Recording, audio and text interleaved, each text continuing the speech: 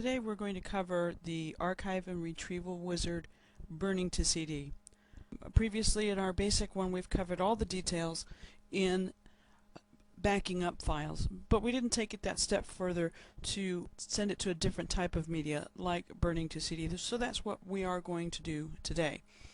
So we click on the archive and retrieval wizard, and for our purposes we're going to go ahead and take all the defaults. Back up, and we're going to back up some user files, so I'm just going to click next twice, and I'm going to select some of my files. You should already be familiar with what these details are for and how to use them from the previous archive wizard, and then we're going to click next.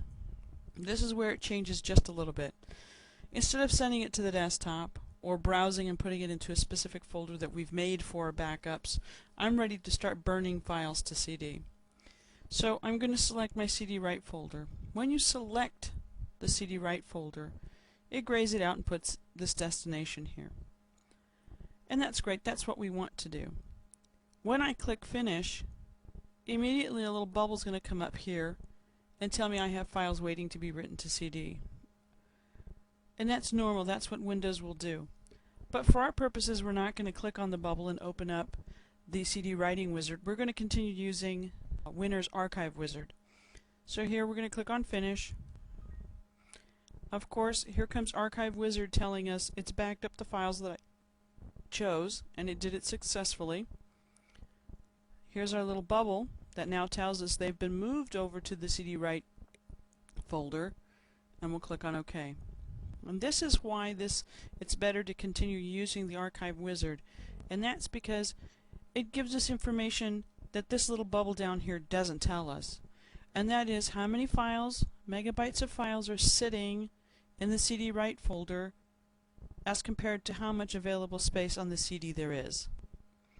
By doing this and using this information, then we're able to determine whether or not we can continue backing files up to the CD-Write folder so we make good use of a full CD and make a full CD, or that maybe we have too many, and it will warn you that you have too many and it won't fit on the CD, and maybe switch over to a DVD or go in there and actually delete some of them out of there.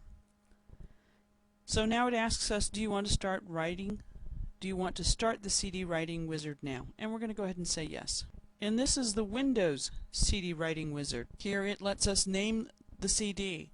You can put the date so that you know when it was backed up, or if it's a particular case, you could put that in there. Some people back up by month, so maybe you'll do it by month. In any case, here is the opportunity for you to actually name the CD. We're going to go ahead and click Next. Once we click on Next, then the actual writing to the CD will start, and then at the end of that you will see from the CD Writing Wizard that it is finished. Anyways, here we go. And here's where it starts preparing the process. It gives us the estimated time left. You'll hear the CDs begin to whirl, and when it is done, it will eject the CD and let you know that it's finished its process. CD has now ejected. You'll see that the CD Writing Wizard is telling us that it has completed successfully the writing of the files to the CD. So we're done. We go ahead and click on Finish, and immediately takes you back into the Archive Wizard, which asks us if we want to do another archive operation. We're going to say no, because this concludes our archiving and burning to CD